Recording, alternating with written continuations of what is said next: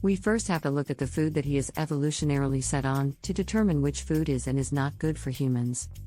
However, we can learn to rethink the foods that have kept us alive and healthy for many hundreds or even thousands of years. Therefore, we can go much further back in time than the past 60 years. It is about food that has eternal value. Many people wonder whether eating meat is really necessary, what the best alternatives are, and whether or not it is environmentally friendly. It's time to dispel the biggest myths about this and establish the truth. Do you really need meat to begin with? Is meat a necessity? No, eating meat is not absolutely necessary. Let me say that right away. Today, there are many ways we can get our nutrients. It is not a requirement to eat meat. Despite this, meat provides your body with a variety of concentrated nutrients with the highest bioavailability. This indicates that the nutrients can be easily absorbed by your body. If your body is weak and lean, meat can quickly strengthen it. However, if you are otherwise healthy and fit, eating meat is not a dire necessity. However, I do not think it is wise to ban all animal products. A completely plant-based diet can sometimes be very healthy. The greatest soil cleansers are plants. They help you get rid of toxins efficiently and quickly while strengthening your immune system.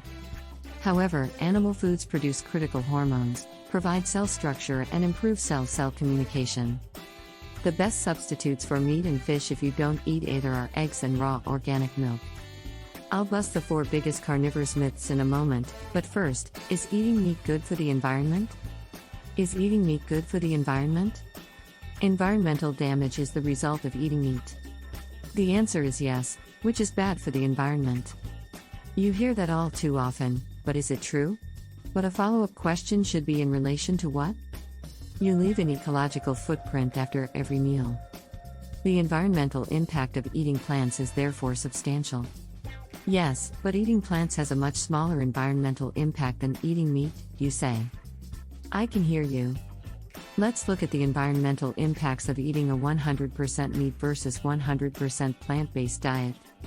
The Vegan Society states that veganism is a way of life that strives to exclude, as far as possible and practical, all forms of exploitation of and cruelty to animals for food, clothing, or other purposes.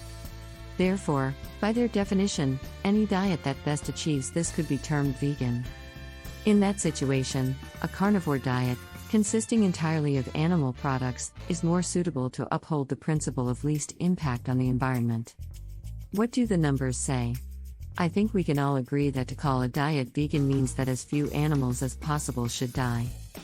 An average carnivore consumes 900 grams of meat per day, which provides 3,000 calories. A cow produces an average of 200 kilograms of meat.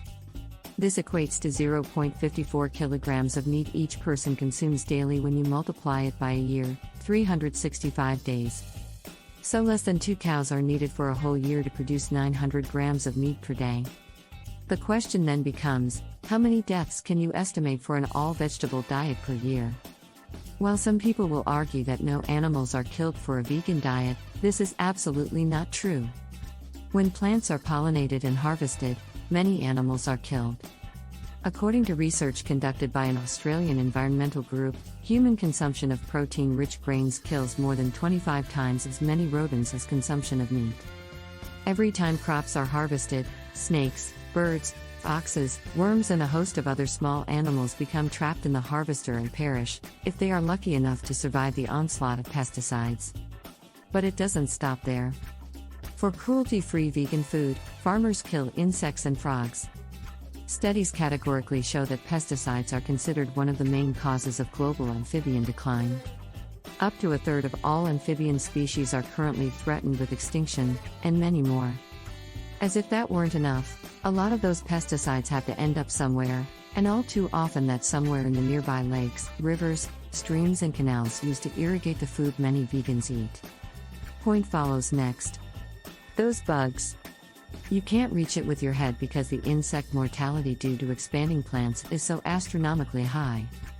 Amazingly, even in protected areas, there was a loss of 75% of the total insect biomass. According to additional research, up to 40% of all insect species are threatened with extinction. What conclusions can we draw from this? 2 cows per year will perish from eating a diet of large herbivores, along with any insects they eat or step on, when on a carnivore diet. This is in stark contrast to the loss of microscopic soil life, mice, insects, and biomass for the cultivation of vegetable crops. The time has come for us to recognize that intensive plant breeding kills far more animals than most people realize. The environmental impact is also much greater than you might think. Therefore, from an environmental point of view, eating only vegetables is preferable to eating organic, grass-fed meat from Dutch soil that roams freely all year round. Intensive farming is obviously problematic because it forces animals to mature faster than they should and is treated badly. That has to change. You might say, but we can't feed so many people without it, but that's not true. Due to the high nutritional value of complete and balanced meals, fewer calories are required to feed more people compared to filling them. By eating a healthy breakfast, you can personally experience this. With your breakfast, you can decide for yourself whether animal fats are nutritious and satiating. 4 to 5 eggs fried in a tablespoon of butter are a great way to start the day. Then note when you get hungry again. Most likely, you will not be hungry for at least 4 hours. Eat cereal, fruit, and freshly squeezed orange juice for breakfast the next day. You'll probably be hungry again after 2 hours. If you manage to skip breakfast, you can probably eat 2 meals a day. Starting your day with blood sugar stabilizing fats will keep you going for hours. Because you no longer snack between meals, your health will improve dramatically. More energy, a healthier weight, and a stronger immune system are the result. I am in favor of occasionally eating both plant and animal products in moderation. Both have helped us get to where we are today in terms of evolution. Why wouldn't you agree?